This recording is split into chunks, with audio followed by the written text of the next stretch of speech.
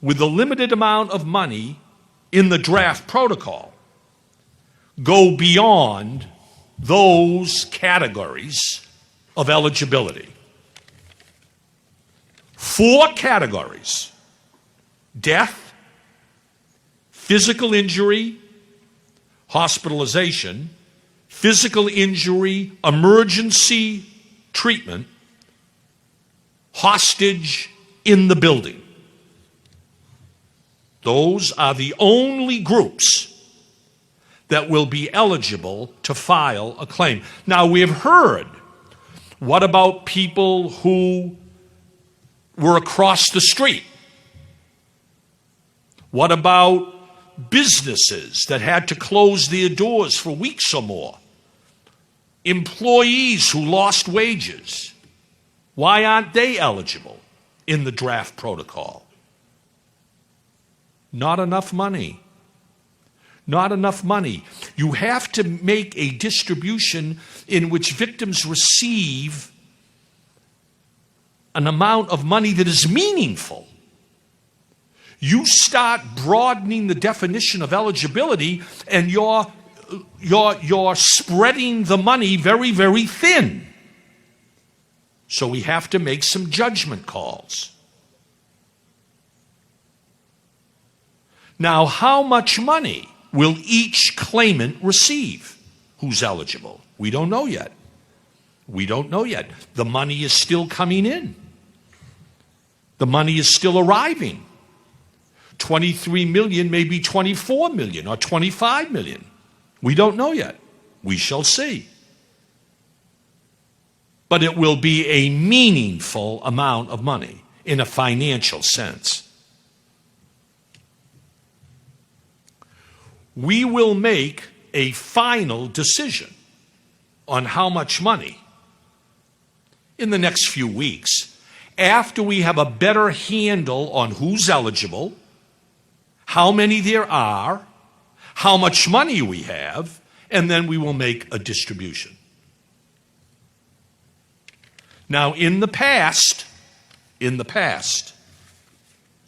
we have made some important decisions about the money.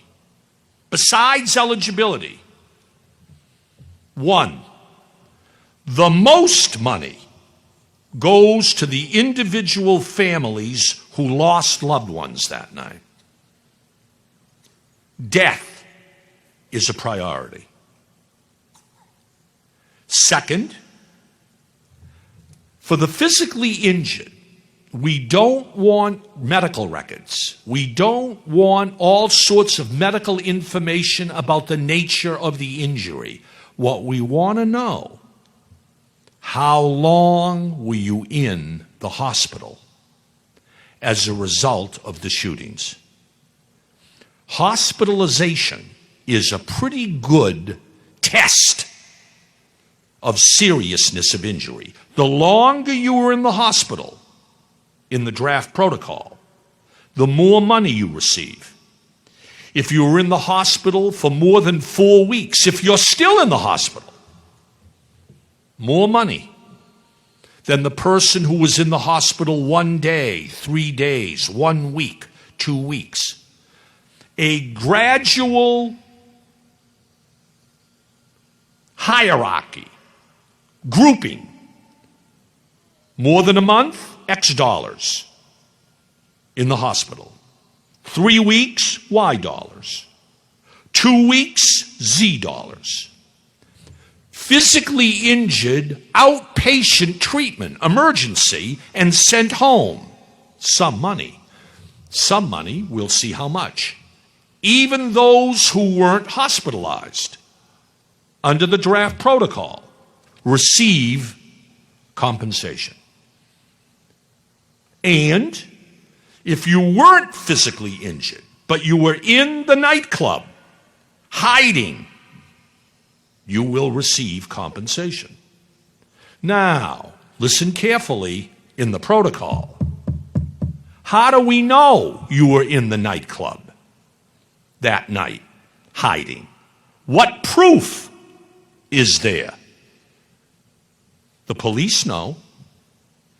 The police have comprehensive records. Law enforcement know who was in that nightclub. That's the proof. We want to know from the police. We interviewed Joe, Mary, whatever. They were in the nightclub. Now, a few mechanical points, and the expert, Camille Byros, is right here. Everybody who is eligible must file a claim. We're not going to look for you as much as, we'll probably will look for you, but much more important, beginning in the next couple of weeks, file a claim. How do you file a claim? Well, the claims will be available, but go to OneOrlando.org, OneOrlando.org, go to the National Compassion Fund.org. There's the claim form. Fill it out, send it in. Do you need a lawyer? If you want a lawyer, I'm a lawyer.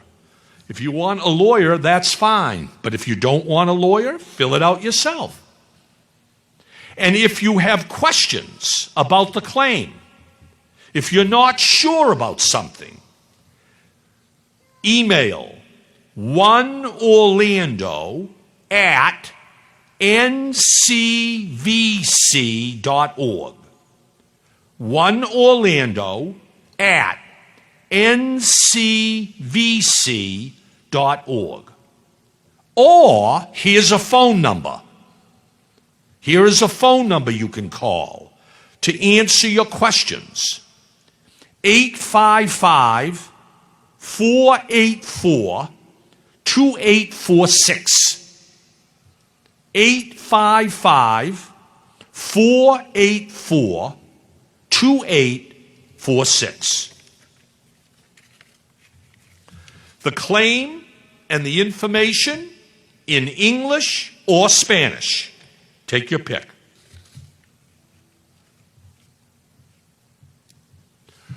We should begin receiving claims. Remember, this is only a draft protocol. Once we finalize the protocol, we should begin welcoming claims the middle of this month, a couple of weeks.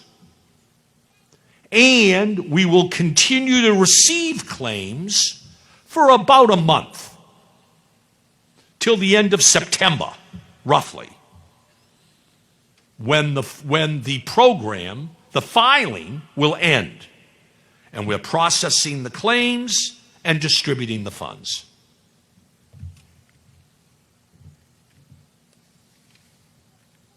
Now, anybody who files a claim and who's eligible, who wants to meet me or Camille or privately, confidential, separate in a room, no one present, fine.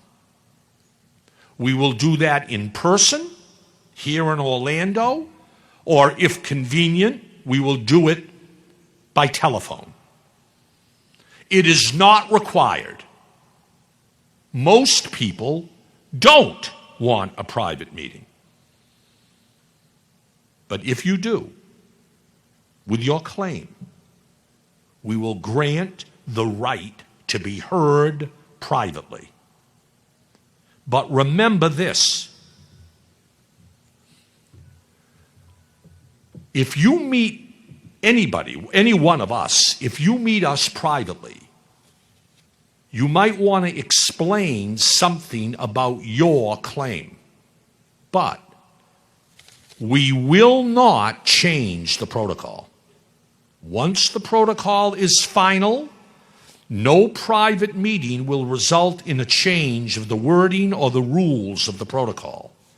You may want to bring something to our attention about your own personal submission, fine. Fine. But it will not, the meeting will not serve to change it. Now, when it comes time to distribute the money,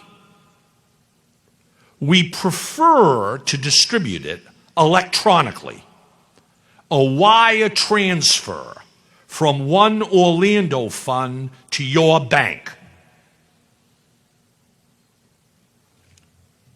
But if the claimant would rather get the check, we will hand deliver the check, no mail. We will hand deliver it by courier, a hand delivery. Electronic is preferable. We'll help you with this. But hand delivery is also permitted. Now, a very, very important point I want to make about the protocol, any compensation program. For those who lost loved ones, only one person can file the claim with us. It is the person who has been designated by an Orlando court to be the personal representative of the loved one. We will not accept multiple filings by different family members. One person files the claim for the lost loved one. And that person is the person who, right around the corner from here, in the Orlando court, the probate court, that person has been designated as the person to handle the estate of the lost loved one. If the lost loved one, if the mother files a claim, and the father files a claim, and the brother files the claim, we will not accept the claim. We will say to the mother, the father, and the brother, go down to the court and decide who is filing the claim. Also, when it comes time to distribute the money, make sure that everybody who, under Florida law, can get this money has consented. We're not going to get into family arguments about the distribution of the money. Work it out. Work it out. If you can work it out, fine. We will distribute the money to the personal representative consistent with the plan. I get X, my sister gets Y, my husband gets D, whatever, fine. But work it out. Don't come to us to work it out. We can't work it out. And if you can't work it out so that everybody is satisfied with the distribution, we're going to take the money under the protocol and put it in the court. We'll go down to court and fight it out. Ridiculous. We can't get in the middle of this. Our job, Alex and the committee has made it very clear. Our job, get the money out and get it out fast with a minimum of controversy. So, when you come to me in September, why haven't I got my money? I'll tell you why. Don't blame me. Don't blame Camille. Don't blame Why haven't you worked out the distribution of the money? Why are you blaming us because the family is fighting over this? I hope not. Now, you know, with the physically injured and those who are trapped in the building, the nightclub, but thank God they survived, no problem. They're going to file their own claim. It is the 49 who died, you see, where the family has to file. We've seen it in all of these 9/11, Boston Marathon, Virginia Tech. Sometimes it's easy. Sometimes it's not. And the burden is on you and your family members to work it out, because otherwise we will not distribute that money.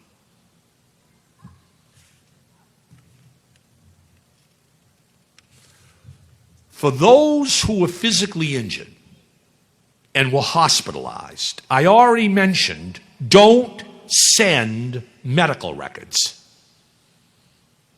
Back injury, brain injury, shot in the foot, shot in the arm, not interested. Unnecessary.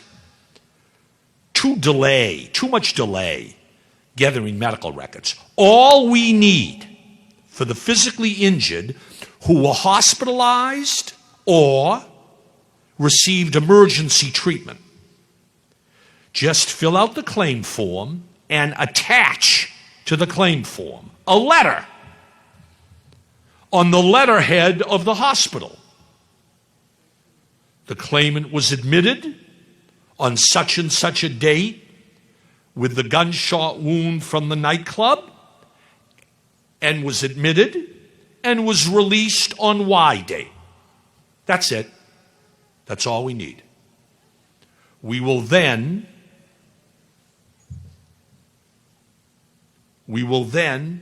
look at that letter, see how long the hospitalization, and the amount of money that is represented in the protocol. That's what you get. You don't have to go to all the trouble of gathering medical records. We just want a letter from the hospital. Tells the information. Quick. So the money can go out.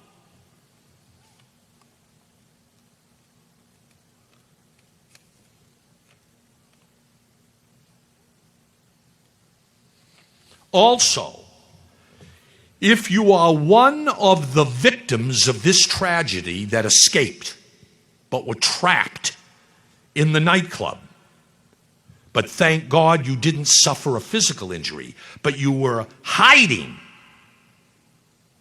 make sure you attach to your claim form corroboration, proof that you were there that night in the form of a law enforcement record. Now, we'll help on that.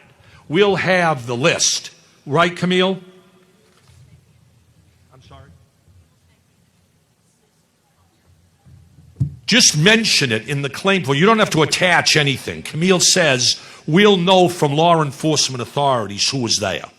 So with those who weren't injured but were trapped in the nightclub, fill out the form, say that you were trapped in the nightclub. We'll be able to verify that.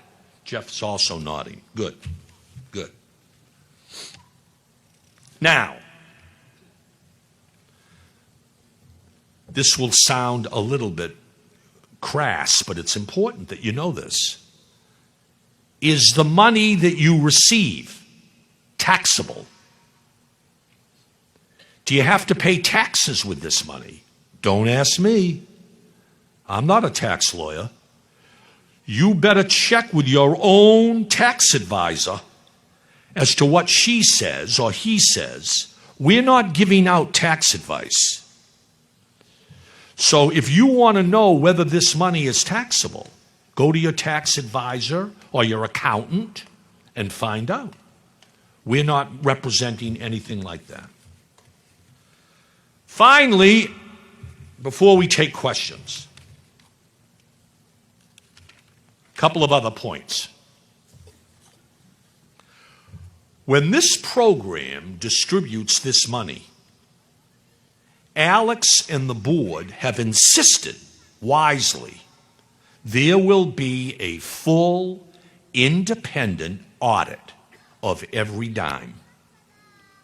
There will be a full audit by an independent auditor. Here's how much money came in. Here's how much money went out. There were no overhead expenses, so signed by the auditor. There will be a public audit report available to show exactly how every dime was spent. to help the victims.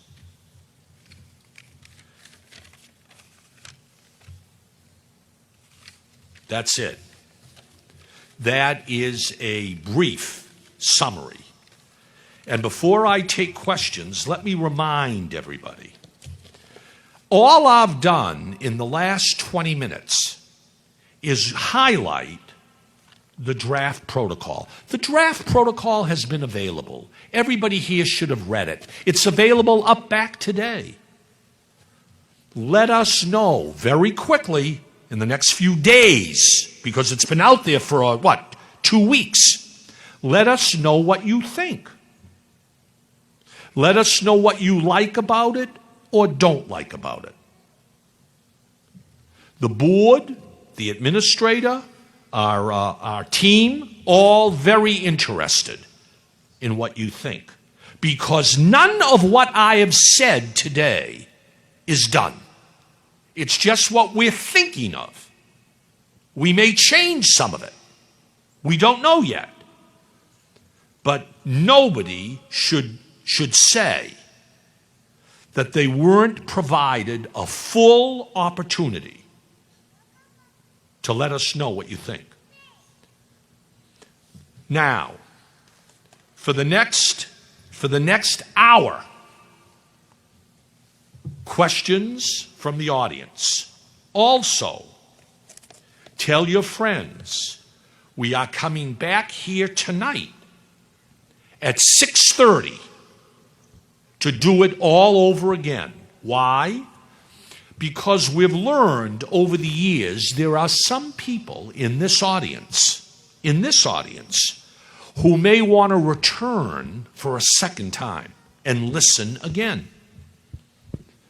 There are also people who have to work during the day and aren't available during the day because they're working. We want to give them an opportunity to come back after work hours at 6:30 to hear this message.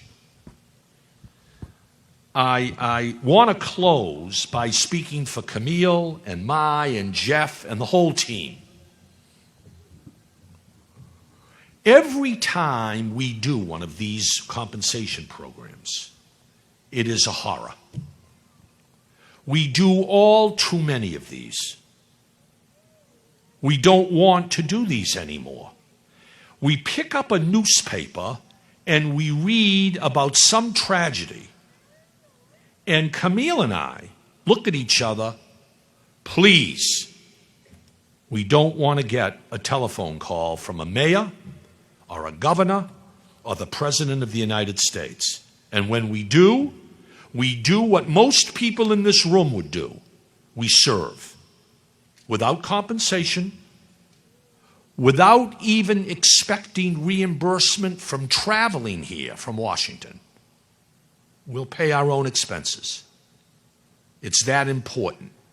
We are here to serve the community because we've been asked to do so. And like most Americans, we step up when asked. Okay. We now, wait a minute. Oh.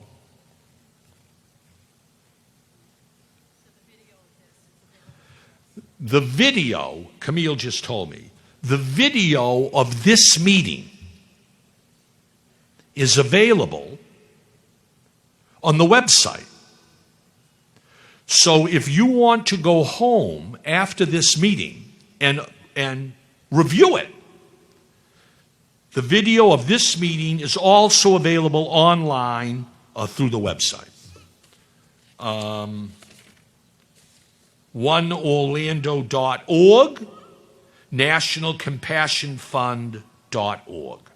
You can observe the video, and that will help your memory as to what I've said here today. And with that, I think, Mai, anything else? Jeff? Camille? We have 4 people with microphones. Now remember, if you don't want to be on the video, or if you don't want the press to be picking up on this with their camera, just at the outset, when you get the mic, say, I prefer confidentiality, and it'll just be in this room. So let's begin the questions. Now, I have one suggestion about questions.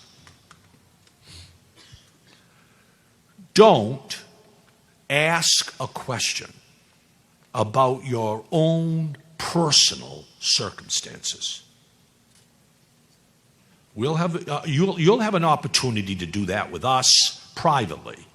Don't take up valuable time in a public meeting by explaining how your third aunt, blum, blum, blum. If you have important policy questions about the draft protocol, that's really what we want to hear about in the next hour. Now, I want to start off, before we take all the questions, or as many as we can between now and 2 o'clock. I think somewhere here is a good friend of mine and the program. Where is Anita Bush? Anita Bush suffered horrible tragedy and has been one of the most active proponents of compensation going to victims. She has been sort of my gadfly. Every time I make a mistake, she reminds me about the mistake I made. She is extremely knowledgeable. Now, Anita, we only have a limited amount of time, but I wanted to pay tribute by asking you if you have any question or opening comment before we throw it open. Can we have the mic for Anita right here? Here it is, Anita, right here. Anita Bush from Aurora, Colorado. Yeah, come up with me. Oh, no, that's all right.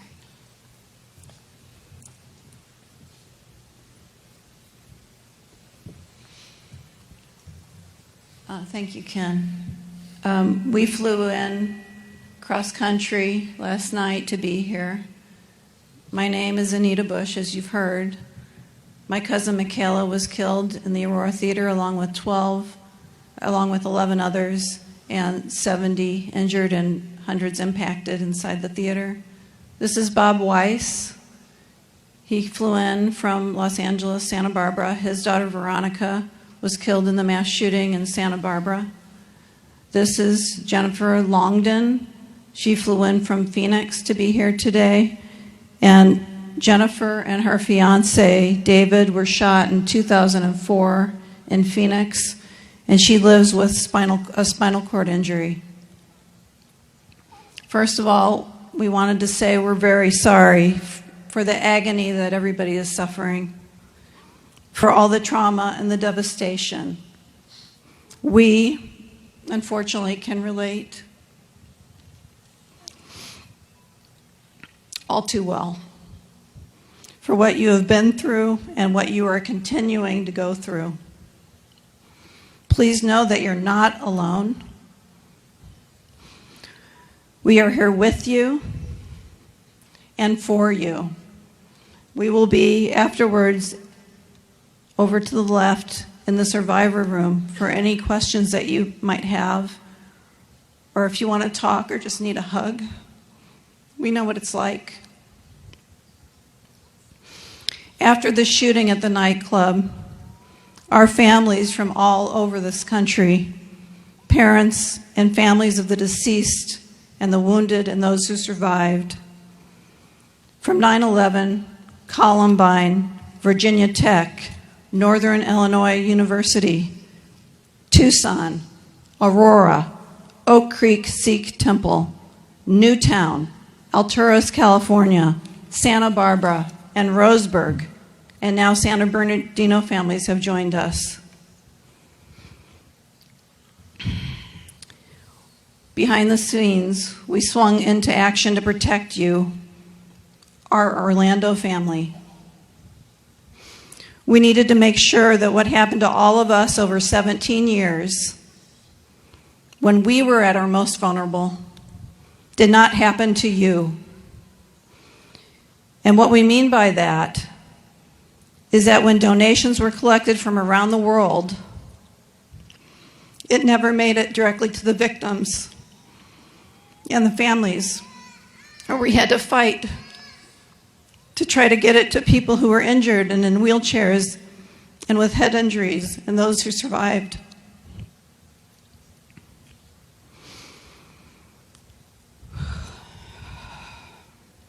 We asked the National Center for Victims of Crime to start the National Compassion Fund, all of us, to make sure that 100% of every penny donated would go directly to you, not to nonprofits, not to overhead, not to the city, not to salaries, but to where donors intended it to go, to you. Without Nadine Smith and others at Equality Florida who started the GoFundMe account, I'm sure you all remember that, started up right away, what we suffered would have been repeated here in Orlando. Equality Florida wanted to make sure that 100% of every dime collected was going to you. They contacted the National Center's Jeff Dion and Jeff and Mai Fernandez and the board at the National Center for Victims of Crime agreed to open a National Compassion Fund for Orlando. We appreciate you doing so much, you have no idea. After that, our parents and families of those murdered, physically wounded, and those who survived. Sorry, I had to write this down. Those who survived from the shooting from Aurora, Virginia Tech, Northern Illinois University, Oak Creek Sikh Temple, Santa Barbara, and Newtown flew down here to Orlando to meet not only with the press but with city officials, asking all to follow the lead of the National Compassion Fund. And we applaud the mayor and his office and his staff who quickly agreed to change the mission statement of OneOrlando so that 100% of the donations would go to you instead of nonprofits. This process that you've heard about from Ken is pure intentioned. It's fully transparent. And we are very, very thankful that it exists for you. We pray that one day very soon, that the National Compassion Fund, the only victim-based fund that we know about in this country, is implemented automatically after a mass tragedy as part of a city and state's emergency response, so victims are put first, and donor intent from generous Americans and all over the world, from people who want to help victims, that intent is fully realized, and we end the re-victimization of those who suffer most. Victims of gun violence, take care of each other. We fight for each other because we are one family. And finally, we wanted to thank Ken, whose intentions we fully trust.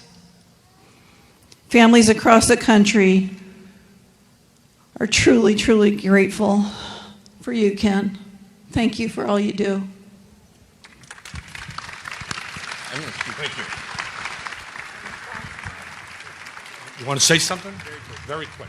I'll come out. Do it very quickly. I only have about a few. Here's my notes.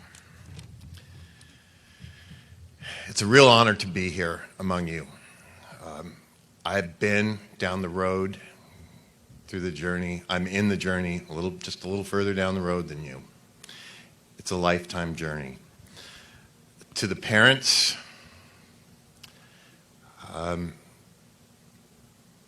as a parent myself, welcome to the club that no one wants to be a member of. There's some really good people here. One of those people told me that, and I remembered this, I wanted to share it with you. One of the tough things about particularly being a parent, when a person loses their parents, they lose a big part of their past. When a parent loses a child, they lose their future, a big part of it. It's going to be tough. It's going to go on. I'm going to be here after the meeting, after Ken's finished up with the questions. I would very much like to meet any and all of you, especially other parents.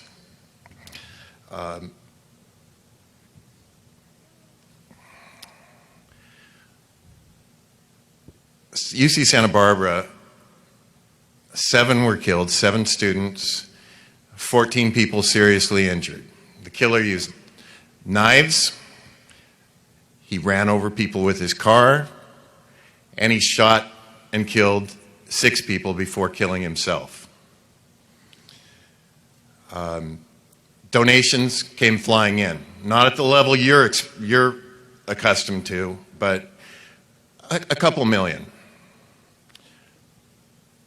We survivors got 0.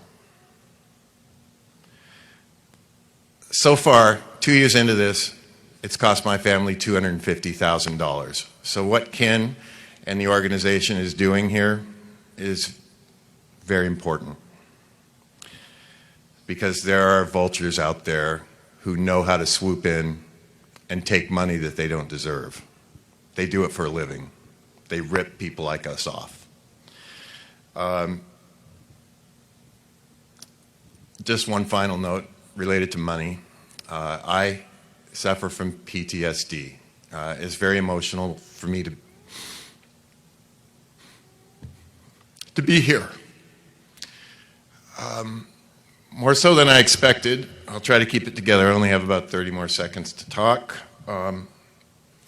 If you have something like PTSD, if you are unable, like me, to work, I haven't worked in a year, I may never work again.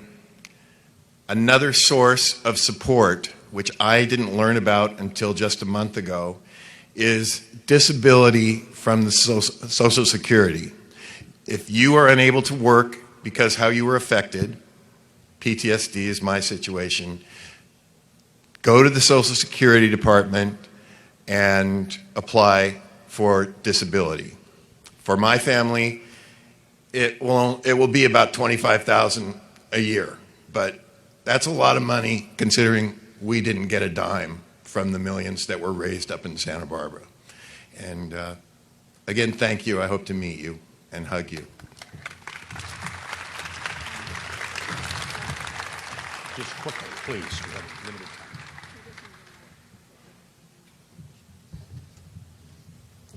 So unfortunately, you've all joined our family, and it grows by 321 people every single day.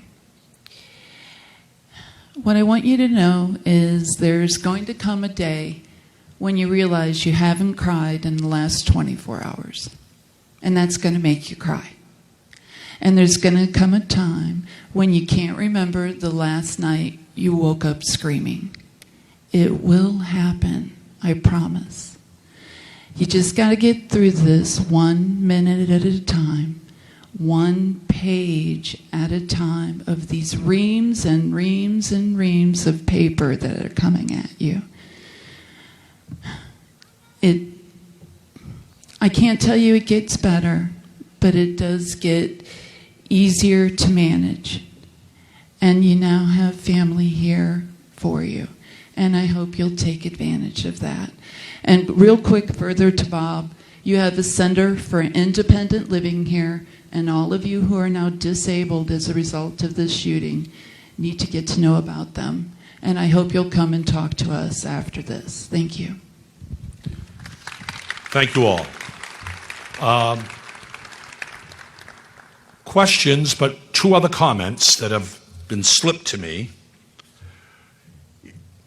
If you have a question and you don't want to be videoed, just mention and we shut off the camera. Audio, you will be heard on the tape. So I wanted to make that distinction. You won't be pictured, but your voice, if you don't want to identify yourself, by all means don't give us your name and then no one will know. But the audio will be picked up.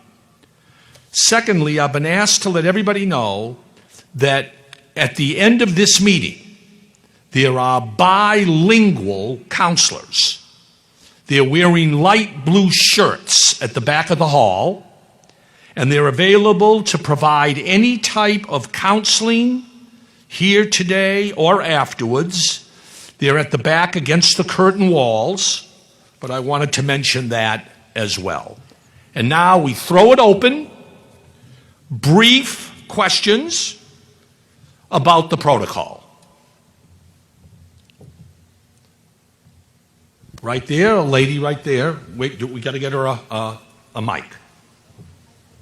No, it's okay, here. It's okay. I do not wish to be videotaped. Okay. Just wanted to ask, because is Orlando One and victims compensation working together? Yes. My understanding is that OneOrlando, Jeff, you want to come up and explain?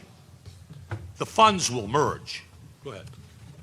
Jeff Dion of the National Center.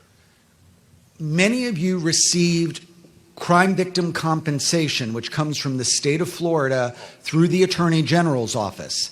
That is separate from this. The National Compassion Fund, OneOrlando, and Equality Florida are all working together. Whether you got money from crime victim compensation, from medical bills or mental health counseling, doesn't matter. You can still get this. We talk to each other, but they're not related. Wait.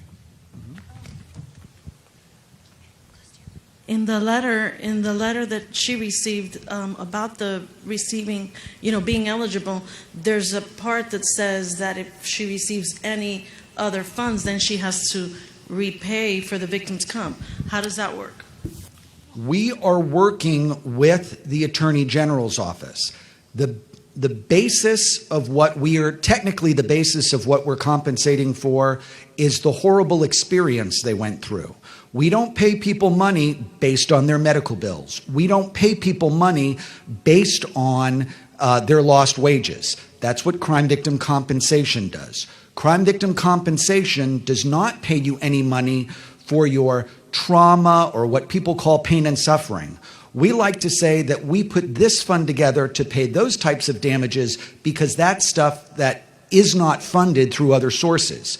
And we're working with the Attorney General's office to try and help them recognize that there's a distinction and they shouldn't count this as money which would require a lien on those funds to have to pay that back. But we'll get a formal answer from the Attorney General's office, but we're working to provide them that information so they can make that decision. Will we receive a letter afterwards? Yeah, clearing but it would that come up? from the Attorney General's office, and we're going to work with them for that to happen. But they're the ones who make that decision. But we're trying to work with them to give them all the information so that they don't have to take a lien. Okay. Thank you. Let me add to your question that answer. Under this draft protocol, when we decide, OneOrlando, how much money you will receive, we will not offset any other funds that you received. So if a decision is made that you will get, I'm making this up, you will get $100,000. You will get $100,000. We will not ask you, do you have life insurance? Did you get money from the state of Florida? Did you get Social Security money? Did you receive workers' compensation money for your injury? Not interested. The amount of money that we determine you will receive, you get it all. And we will not offset by other funds that you may have received. I understand you won't, but I just want to make it clear, and there's a lot going on, and like you said earlier, we're probably talking and we hear here, but there's so many things going in our heads that we'll forget later on, But I just want to make it clear, victims fund compensation, because they're paying medical bills But with what they said in that letter at the bottom, it scared me, because then if we get anything here, we have to pay them back. Once you get that solved, then whatever, they won't claim anything that we have to pay them. That's the argument. I'm just telling you Okay. that at the end of the day, the state of Florida will do whatever it's going to do. Yeah. I'm telling you that any money that is distributed with the authority of this board, with me as the administrator, there will be no deductions for any other source of money. Now, you heard Jeff, whether or not at the end of the day the state of Florida won't ask for it, I've got enough challenges. I'm just telling you, ma'am, you're going to get a check, assuming you're eligible, etc. You're going to get a check from this fund, total. The amount, that's it. We're not, the application doesn't even ask you if you've got other money. We don't care. You're getting it all. Okay, thank you. Yes, sir. Sorry. Thank you. First of all, on behalf of all the family victims, I would like to say thank you to OneOrlando Fund, to Mr. Ken and the team and the visitors from Phoenix and other states. It's very, very important for us. And welcome to Orlando. I have two questions. Number one, the victims that went to a hospital, but they might have to go for treatment for the rest of their lives, versus the one that spent X amount of time in the hospital, but they're okay now. Is there going to be any difference between those two? No. Okay. You see, we have to get this money out fast. People need this money. We can't predict the future, whether someone will need another week or another month or 10 years. We have to make, in the draft protocol at least, we have to make a decision based on what happened before, not what might happen later. And so we will not, in the draft protocol, make that distinction. First, thank you. My second question is about the funds. Is there going to be some kind of a public announcement about the deadline for people that wants to help with the OneOrlando Fund?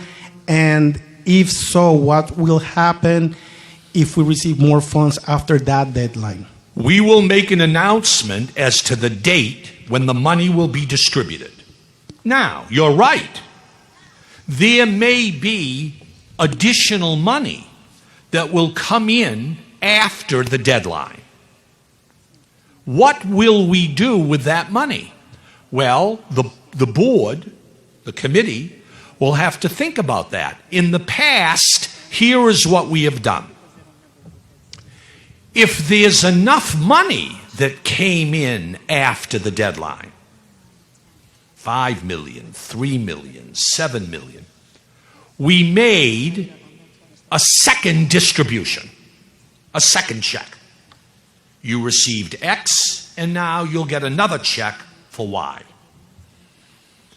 If, however, there really isn't enough money, you don't want you don't want a program, it'll cost more to mail the check than it would be the amount of the check. Then the committee will decide there's only $300,000 in total, and we're going to use that money for whatever the purpose might be. So we'll see. But in my experience, after the deadline, there isn't that much more money that comes in. People know there's the deadline, they get it in, and we distribute it. We'll see. Mr. Feinberg, on your left here. Mr. Feinberg. Thank you. Thank you, Mr. Feinberg, and thank you, all of you who are part of OneOrlando. My name is Joe Saunders. I'm part of the Human Rights Campaign, and we've been helping to respond to the Pulse shooting in a lot of ways. I have two questions for you. One is related specifically to the protocol and the criteria for who will be eligible.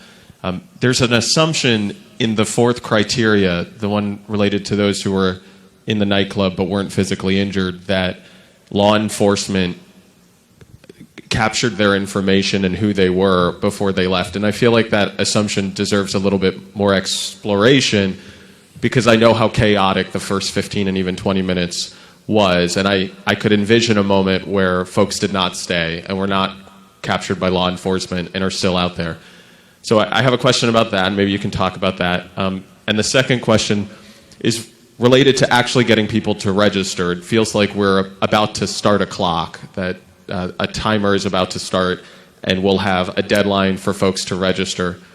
And it feels like there really needs to be a plan put in place. We have a list of people who we know were involved, but we actually have to reach out to them and get them to register. HRC is certainly willing to help do that. Can you talk a little bit about what that process will look like, and how, you know, the community and the city and government is all going to work together to get folks to register? Two fabulous questions. Fabulous questions. First, Joe raises the question, well, what if there was somebody in the nightclub and in the chaos, the police didn't capture that name? One, I'm not sure that's right. They may not have captured that name in the first 20 minutes, but I think in the first 48 hours or week, they pretty much captured the name of everybody in that nightclub. But let's say Joe is right. It's a fair point. You see, we have to deal with the problem of proof. Of proof. We have to have a way to determine how many people are going to be compensated. And if we just said in this draft protocol, just send in an application and tell us you were there, that's good enough. In my experience, we'd get 5,000 names. So I think there's got to be some requirement to limit the number of people eligible who never went to a hospital, who went home, shaken, but went home. Now, we'll think about, Joe's point, we'll think about, well, is there another way? But frankly, in the draft protocol, a contemporary law enforcement designation that claimant was there because they took down the name that night or the next day or the next week as part of the investigation. Very important. Second question. Why a prompt deadline? Why don't we give people more time to file their claim? Why are we talking about something like 30 days? Isn't that too short a period? Here's my answer. First, people are waiting for this money. This deadline is not something that we need the time. We'll process the claims when they come in. The problem is people are knocking on our door. When? When will we get this money? Second, I've found in 9/11, in Boston Marathon, in Virginia Tech, that when you have a deadline, people respond. They know that they've got to focus on this. And I find that one way to encourage people to come in quickly and at least get the application in, you may need a little more time, like Joe says, to process your claim with the probate court or who's the personal rep. That's fine. That may delay your money. But if you get the claim in a quick fashion, at least we have that claim in the door. See? And that encourages people. In 9/11, the 9/11 Compensation Fund, 2/3 of all the claims were filed in the last 90 days. And that program, by statute, lasted 33 months. And yet 2/3 of all the claims came in as the final date approached. So Joe's asked two good questions. Those are the answers, at least right now. in the draft protocol. Next question. Y un anuncio que les queremos decir es que esta reunión se puede encontrar en la página de web OneOrlando.org. La van a también tener en español y también le van a dar la asistencia en cómo llenar las aplicaciones. Entonces pueden encontrar esto. Y aquí tenemos to the left, to the right.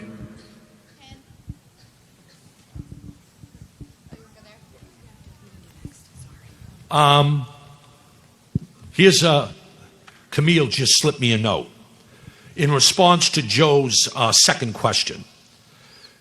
People can register now on the website. You don't have to wait for the claim form. We'll send you the form when the final protocol is determined, but people beginning now, you can register on the website to receive the claim form and the final protocol when it's available by mail. So you can begin today, at least getting us your name and you're on the list. Next question. Actually, you kind of answered the question that I have, but...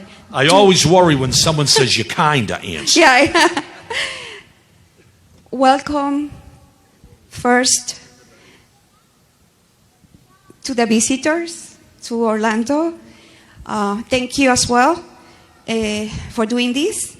And in regarding of the next of kin filing the claim, are we going to need a probate attorney to do No. this? You can have one if you'd like. It may make it easier. That's up to you. It's not required. Okay, so it's not required. That was my question. Thank you. Yes, ma'am. Hi. In addition to what she just asked regarding the probate, in the draft protocol it states a representative. Do each representative have to go to court to be certified as the legal representative? Sorry. I would urge that. Now, is it required? No. But I would urge that you can go down, I think in 30 minutes you could get a designation. It just helps us make sure that we're talking to the right person. We're talking about a substantial amount of money. And we're concerned that if you're not designated as the executor of the estate, of the personal representative. Now, Camille, does the person have to go to court and get that personal designation? Or can the person get the consent of everybody and file as the personal representative without objection? We prefer a court designation. If, this is important, we prefer, some of you already have it, we know that, you've already been designated by the probate court to be the personal representative of the deceased. If you don't want to go to that trouble, it's a burden. And everybody who's entitled to get the money agrees with the way that you're going to distribute it. And they all agree that you're the personal representative, and they consent. That's fine. Okay. That's fine. And Go ahead. One more thing with that, because we have out of state. How does that work? Get their signature. Okay. If there are relatives living in out of state or out of country, get that signature, because we don't want to, and you don't want us to distribute the money, and then somebody out of state comes back and says, I didn't agree to this, and then you're going to get sued. There's a lot of money here. So we have to take steps to make sure once we let the money get distributed, it's distributed in a way that maximizes the likelihood that you won't be sued for getting that money. Yes, my question is how you gonna difference from the probate and the next of kin? The probate decides that. In other words, when you go to the probate court in Florida, the probate court will ask you, you want to be the personal representative, have the brothers and the sisters, have they agreed that you should be the personal representative, and they will allow you to become the personal representative. Come on up, Mark.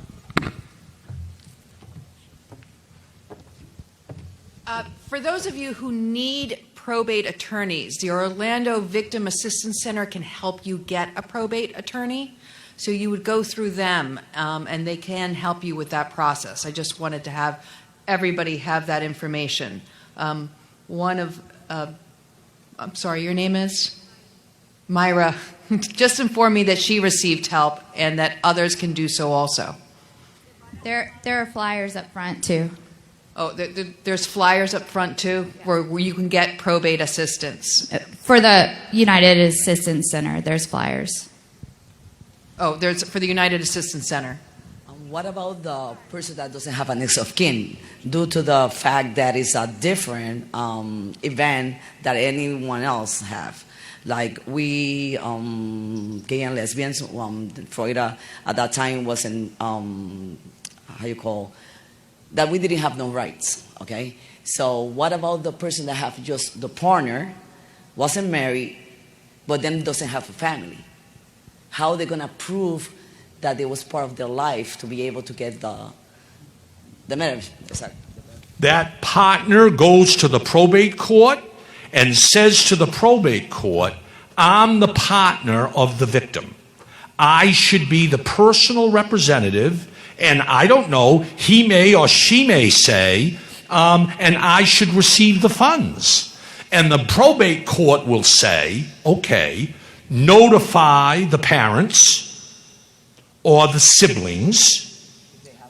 Do they fight? Do they agree? Do they disagree? If they agree, done. We will honor the request. If they disagree, probate court will have to decide. We can't decide that. We can't decide that. This could get complicated. It depends on whether or not, under Florida law, everybody agrees as to who the personal representative should be filing the claim and how the money should be distributed. And if everybody agrees, it's simple. And most of the time, everybody does agree, but not always.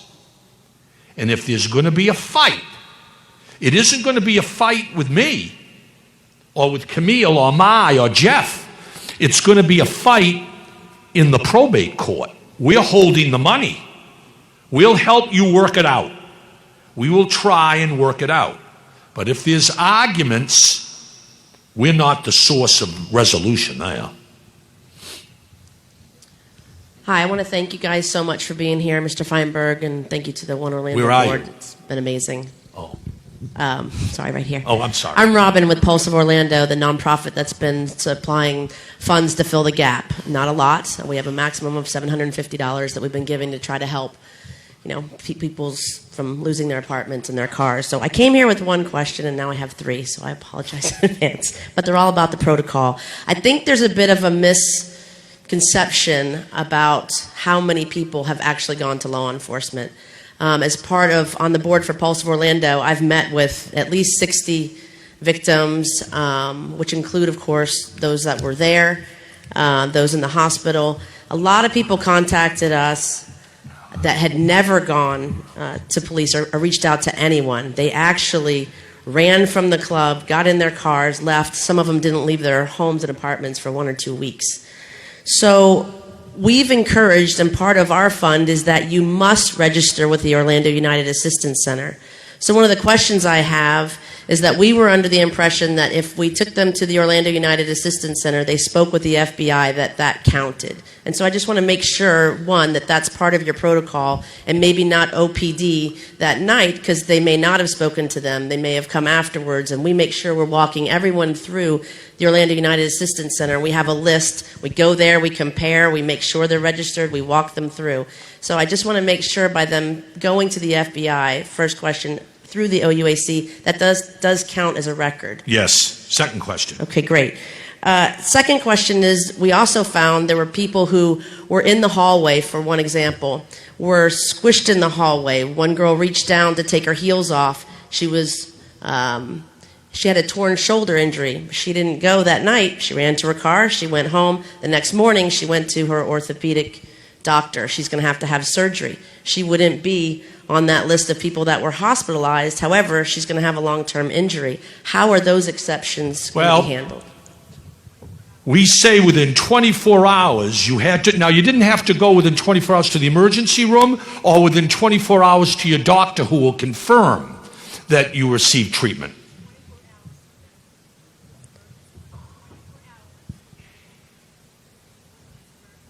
Any medical That person is covered. Terrific. In other words, that person the next morning received medical treatment from her own doctor. Correct. And that own doctor's records will prove within 24 hours eligible under the protocol. Thank you. And then lastly, I heard multiple times the word hiding and trapped. I'm former law enforcement, retired crime scene investigator, and some of the stories that I've heard have kept me up at night more than some of the crime scenes and the things that I've seen. There are people who may not be in a wheelchair but are absolutely mentally crippled by this. And I just want to be clear, some of them ran out while their partners were killed, while their friends were killed. They may have run out from the patio but still had people falling on them, or they maybe weren't trapped. So can you maybe define hiding and trapped? No, those are my words. Were they in the building? Were they in the nightclub? I just wanted to clarify. Thank you so much. Okay. By the way, this lady asked a very good question. Here is a phone number if you need probate legal help. Take this down. Orlando United Assistance Center, 407 500 HOPE, HOPE. 407 500 4673. Or cityoforlando.net/hope. cityoforlando.net/hope. Those folks Mai was talking about this. Those folks are ready to provide you some legal assistance in figuring out probate and how to file. Okay, question here. Oh. Good. That's the way to get it. Hello. Okay. Next question. Hi. Where are Hola, you? prefiero hablar en español y sé que muchos de la comunidad no llegaron a asegurar un equipo para traducción y quería presentarme. Me llamo Zoe Colón, estoy con Somos Orlando. Quiero que sepan que hay recursos aquí con la ciudad de Orlando que tienen una manera de registrarse, de verificar el caso, tienen asistencia legal y todo lo que se va a necesitar para su caso, pero también que estamos nosotros, Somos Orlando, tengo folletos, voy a estar atrás si necesitan asistencia en español o a manos de profesionales que pueden abogar por su caso, todo gratis. Entonces, solo quiero asegurar, como no todo el mundo tenía el equipo, ¿verdad?, para la traducción, que se sientan cómodos, porque acá todo lo van a hacer en inglés, va a estar en el sitio de web de la ciudad y ahí va a estar todo en español y en inglés, pero también estamos acá para ayudar, todo gratis. Tenemos también consejería para salud mental, grupos de apoyo y manejo de casos, asistencia legal, todo en español y en inglés y todo con el conocimiento que tenemos de lo que está ofreciendo la ciudad. Entonces, a las órdenes, el número es 407-382-9079 y vamos a tener folletos allá atrás si necesitan. Muchas gracias. To the right. And just so everyone knows, you are able to speak in Spanish if you so choose to. We have professional translators in the back that will be able to translate that appropriately. If you do not have a headpiece and you want to come back to the second town hall, make sure that you grab one when you first get here. Queremos asegurarles a todos que tenemos alguien profesional atrás interpretando y también trasladando. Entonces pueden hacer la pregunta en español. Aquí está. Hi. My question is... Where are you? Right On here. your right. Oh, Wheelchair. I have a female friend who was not able to make it today, and she is a survivor. She was in the bathroom with us, and she helped save my life as well as a few other people. And I'm not sure. She's been laying low. She doesn't want to do media, none of that stuff. I'm not sure if she spoke to any law enforcement, but I know she spoke to FBI because her car was one of the cars that was held hostage in the parking lot for the week, like a lot of other people's. So would they have her name? Would she be on file already, or does she need to register? sounds to me like she's on the file. Okay. We'll take a look, but if she spoke to the FBI and the FBI verifies that, that should be sufficient. We'll see. We'll have to Okay. look at it. But All I hear what you're saying. Okay. All right. Thank you.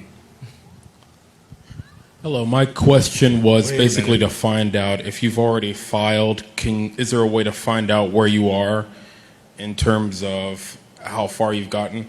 Yes. First of all, you haven't filed. Have you filed already a name? Yes, I have. Good. Great. Great.